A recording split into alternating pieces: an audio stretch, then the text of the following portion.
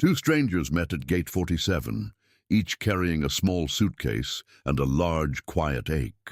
The red-eye to New York promised sleep, not tenderness, yet a shared row and a whispered joke opened a door.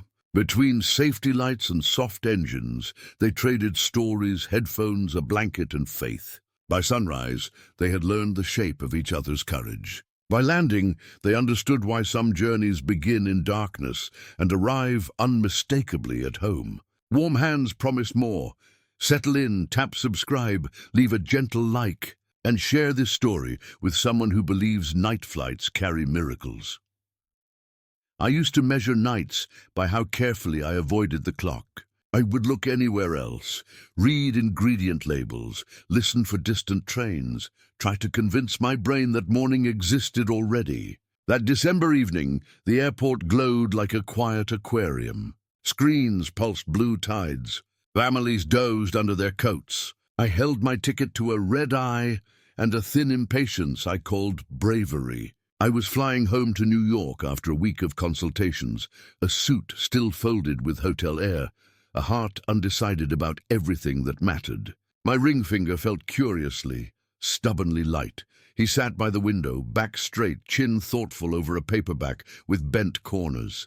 His carry-on was neat, but his brown curls were not. They had their own ideas about order and weather. Every so often, he looked up from the page and studied the runway lights like he was reading them too.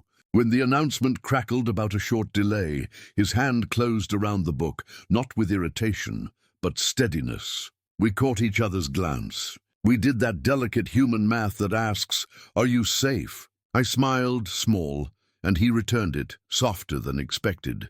Boarding began not with a trumpet, but with the cough of a gate agent and the shuffle of weary feet. My group was called with the quiet middle numbers, the ones that apologize for existing. When I reached our row, he was there already, tucking his jacket into the overhead bin, like placing a hand over a sleeping dog.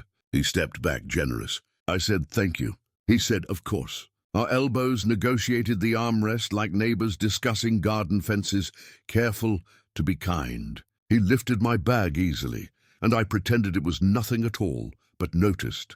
While the plane filled, we performed the small ballet of strangers. He slipped his book into the seat pocket. I adjusted the nozzle until a polite thread of air found my face. He glanced at my hands and asked if I played an instrument. "Piano, sometimes," I said. "Not well," he smiled. "I restore pianos," he answered, and offered his name like a polished key, Julian. I told him mine, Noah, and felt my chest loosen a notch. The dimming cabin made everything feel newly private and strangely possible. Our row hummed with an unspoken hush, between strangers becoming friends.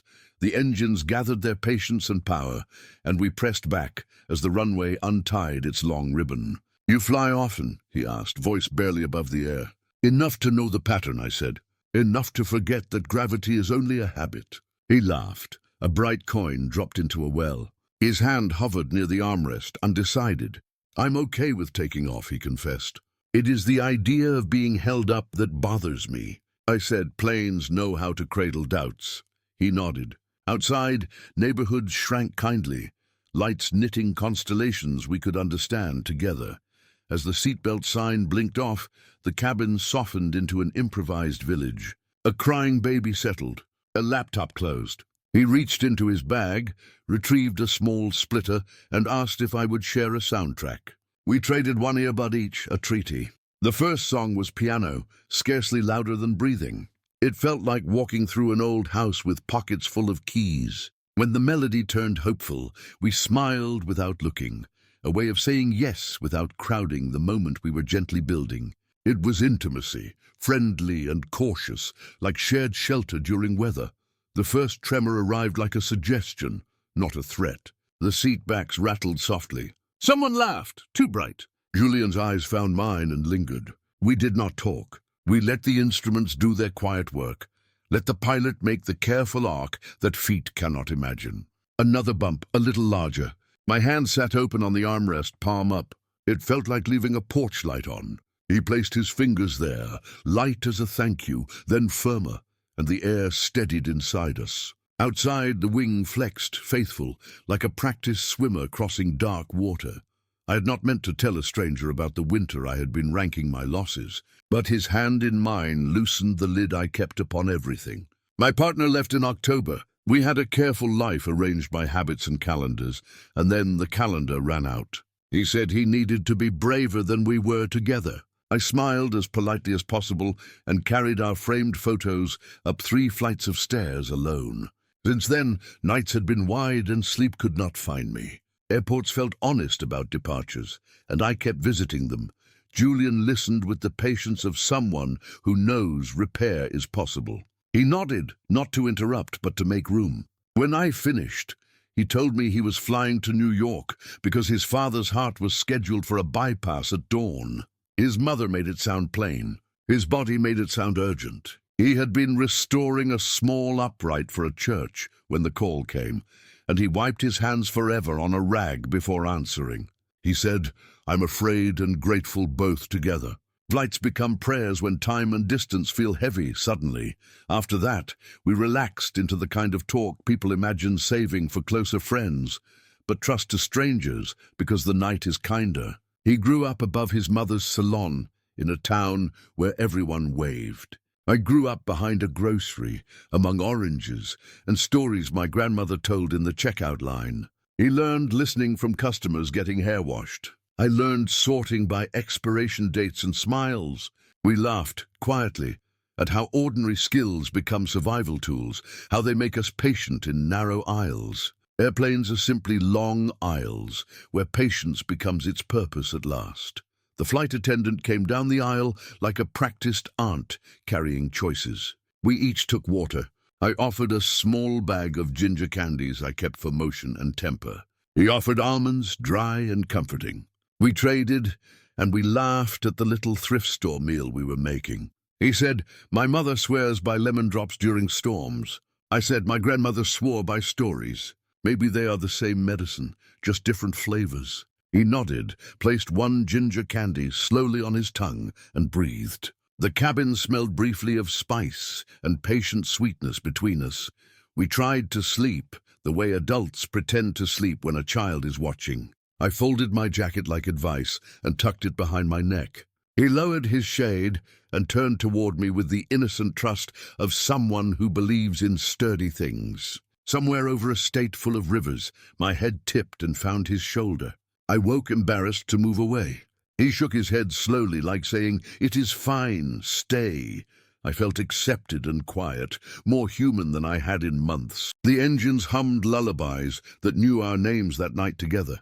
Later, restless, we passed a pen like a secret. He opened the in-flight magazine to a map of routes. On its empty ocean he drew a tiny boat and wrote, "Courage." I drew a lighthouse near it and wrote, "Patience." He laughed without sound, a good skill. He wrote, "Favorite movie on flights?" I wrote, "Anything with gentle victories." He wrote, "Favorite smell?" I wrote, "Oranges, old books, new rain." He wrote, "Last time you danced?" I wrote, "Last week in my kitchen, alone, but hopeful and smiling." Ink made a small friendship tidy, brave and welcome on paper. A film flickered across both our screens, a comedy soft enough to cradle grief. We pressed play together as though starting a ritual. Shared scenes gave us reasons to lean closer. We whispered comments like librarians. When a character finally told the truth, we cheered without sound, which felt exactly like respect. He reached for water, and our fingers touched. We did not apologize. We let the movie continue its gentle work of distraction, hope, laughter, and pause. Our shoulders learned the weight of trust measured in ounces. Even the credits felt like promises we might make this year carefully. The attendant returned with refills, and that look people use when they see something tender and do not want to interrupt it. She placed a spare blanket on our row without comment, a small blessing disguised as customer service. Julian thanked her with a nod that included his heart. We unfolded the blanket and let it bridge our laps. It made a new border, a soft treaty. Underneath, our knees found each other and just rested. That felt like the kind of promise that never needs loud words. Air whispered gently, and worry decided to wait for morning to speak. Conversation returned like a thoughtful friend. We spoke about love as if describing a shoreline you only learn by walking. When did you first know, he asked. I said, when I realized relief tasted like truth. My mother needed a season to hear my news. My father said I already knew. He held the bowl while I cut the fruit and talked about baseball the whole time. Julian smiled, eyes bright. His parents had learned slowly too. We agreed that patience is its own language and forgiveness a dialect. Airplanes insist on quiet, which helps real words appear between people. Near midnight, he told me about a man he had loved once, someone gentle, who moved 3 hours away for work and slowly 3 years away in his attention. They kept setting dates on calendars and breaking them like thin plates. The good parts remained tender. The loneliness did not. He realized he was protecting the other man from his own absence. They parted respectfully, a phrase that hides the aftershocks. He said he learned how to be alone kindly, but also how much he missed being expected by someone. Saying it aloud made the cabin feel forgiving that hour. We raised the shade just enough to see a handful of stars refusing the city haze. He named 3 constellations with gentle confidence, tracing them without touching the window. I drew them on a napkin, then added tiny letters next to each point, us. He laughed quietly, then added little arrows to show how the stories might cross. I wrote, "We can make new stories." He nodded, eyes soft. The wing light blinked like a thoughtful metronome, keeping time with our unusual, welcome, fearless conversation, beating steadier than fear. Somehow, altitude gave us permission to be honest with care always. He asked if we might trade numbers so we could update each other about our families at morning. I said yes and then suggested, let us wait until we are closer to landing. It sounded like respect, like telling the universe we would earn this. He grinned. We tucked the idea under the blanket between our knees like a letter waiting for a mailbox. It glowed there, neither anxious nor hurried, patient as the engine, ready when the sky decided we had reached the right kind of light. Patience felt like a bridge we were building together mid-flight quietly. Across the aisle, a man with grey hair and careful dignity fumbled with the latch on his bag. His hand shook. Julian rose without ceremony and offered help. The man thanked him and explained he needed a pill for his heart. He did not say fear. He did not need to. Julian found the bottle and a cup, and I pressed my call button for water. We waited until the man's breathing evened. He mouthed, "Bless you." We nodded like nephews. The plane felt like a small, traveling neighborhood. Kindness moved quicker than the cart and steadied everything for miles. Julian admitted his chest still carried a drumbeat, faster than the wing light. I offered a breathing trick my therapist taught me for nights when thoughts stampede. We pressed our feet flat, counted slowly to 4 on the inhale, held for 4, let out for 6, and waited for 2. We did it together, a tiny duet without instruments. The air worked. Shoulders eased. My mind eased too.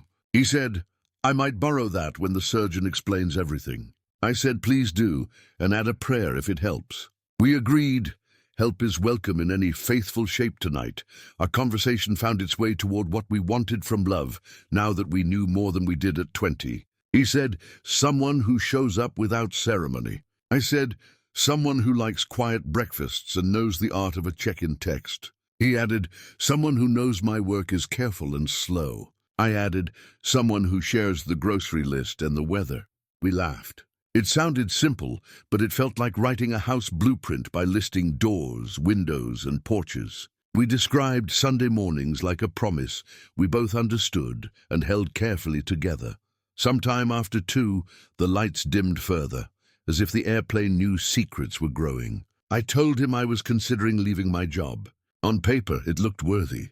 In my body, it felt like an ill-fitting shirt, expensive and wrong. I wanted work that used my heart, not only my head. He listened the way craftsmen do, noticing the fit. He said, "You sound ready to tune your life, not just play someone else's song." I breathed, like someone hearing permission and realizing it was their own voice. Courage sometimes arrives disguised as a stranger's kind sentence spoken. He told me about his shop. The smell of lemon oil and wool felt. The quiet thrill of finding a 50-year-old piano that only needs attention, not miracles. He showed me his hands, small crescents of polish near his nails. He described the sound a good hammer makes when it meets the string correctly, a marriage of near invisible parts. He said, "Most days I do not fix anything broken.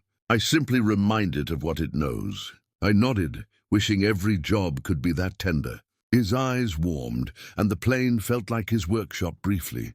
We spoke about hands, how they hold work and hope in equal parts. He took my palm gently, a study rather than a possession, and traced the small ridge near my thumb. "Piano," he said, smiling, "and maybe chopping." I laughed. On his, I felt calluses shaped by tiny screws and patient adjustments. We held each other's hands, as if reading maps, translating each ridge into a story already waiting. It did not feel rushed or sly. It felt like being known carefully by someone who respects stillness. The blanket lifted slightly, then settled like a sigh between us gratefully. Another cluster of clouds made the plane adjust its voice. The captain spoke calmly, and we believed him because his words matched the steady instruments. We kept holding hands, now on purpose, not as consolation but declaration. I realized my fear was shrinking into a bead I could pocket. He squeezed my fingers once, twice, like teaching a code to a child. I answered with the same soft pattern. Outside, the wing continued writing its quiet paragraph through the air, each sentence ending in lift.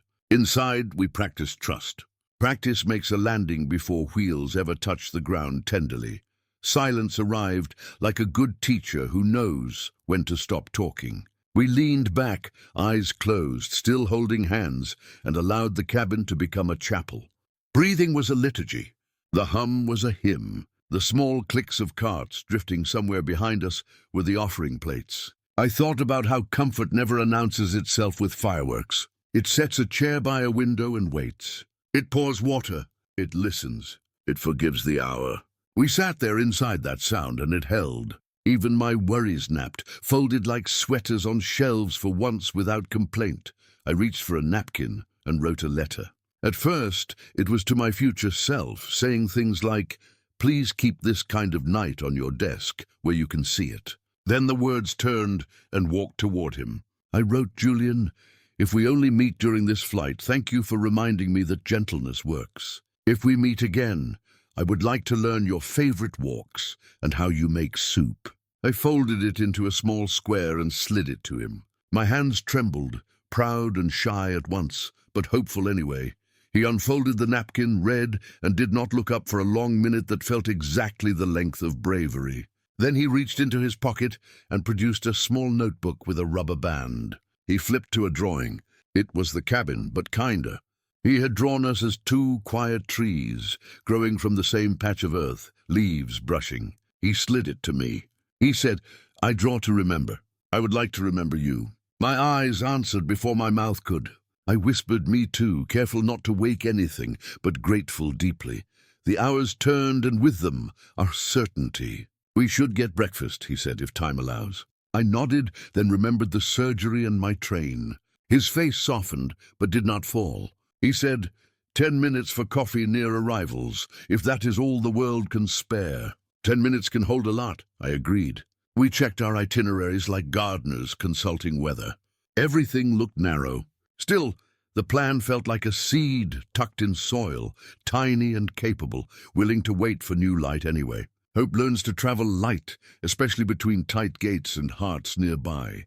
We talked about small windows of time, the way sailors talk about winds. 10 minutes could deliver us to a shore we would never reach otherwise. He told me about a bakery near the hospital with excellent coffee and patient chairs. I told him about a cafe by the station that opens before dawn and pours courage in ceramic cups. We smiled, realizing we were already imagining where we might visit next time. We promised not to overpromise, just to show up for 10 minutes, steady as sunrise. Promises prefer small doors they can fit through without breaking anything important. Eventually the cabin stirred. Shades lifted like eyelids finding morning. The attendant collected cups. The captain announced we were beginning our descent, and the air changed temperature in my heart. We took out our phones and typed our names with last initials, then numbers, then a note that read, "Plane friends becoming ground friends." We laughed at our own bravery. I texted him a small orange emoji and the word patience. He sent back a tiny piano and the word courage. It felt like a contract signed in light. My chest opened like blinds in a gentle room, finally welcoming. The coast rose beneath us, a long scroll of neighborhoods and possibilities. Sunlight pressed its soft thumb across the horizon and smeared gold into the edges of clouds. We held hands again, because sometimes gratitude wants witnesses. I closed my eyes and said a small prayer, the kind that does not require a religion, only a hope. I hoped for his father's steady recovery, for my own courage to change, for mornings that invited us both. He whispered, "I feel brave right now." I said, "I do too."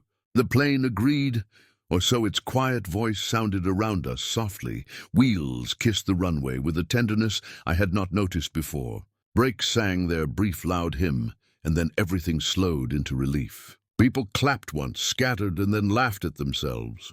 We exhaled like neighbors at the end of a storm. His eyes shone with sleep and feeling. Mine did too. We stayed seated while Rose sprang up. We did not want to rush the last minutes of this suspended village. The blanket waited politely for retrieval. We folded it carefully, as if returning someone's sacred item. Then we stood reluctant, smiling, ready to step into morning together. The aisle moved like a river finding its bank.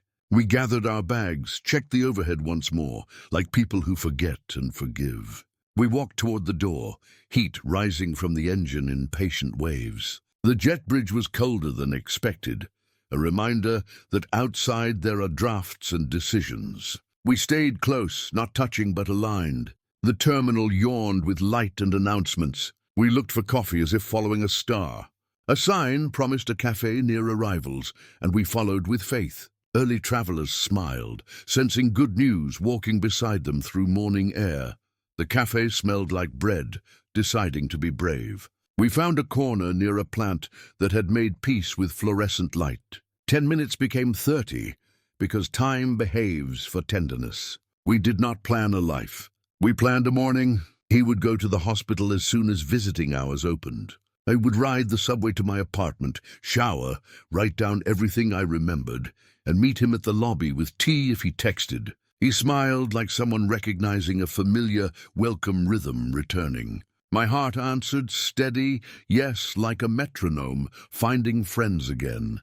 We stepped outside to the taxi stand. The sky had unrolled fully by then, a quilt of practical blue.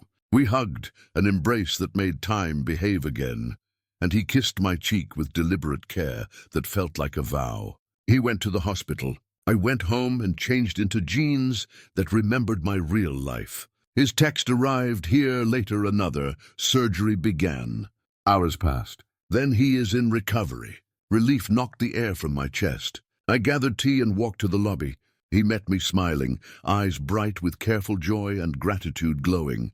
He said, "Thank you for being here." I said, "Thank you for letting me." We sat in those patient chairs and told the story again, the one about the red eye that returned us to ourselves.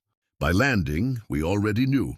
Soulmates is a fine word if you let it be humble, showing up with tea and breath and blankets. Weeks later, we would walk across a bridge at dusk and feel the same quiet certainty. But that morning, the promise was enough. We had a landing, we had us. The sky agreed, ordinary and bright, blessing our beginning gently.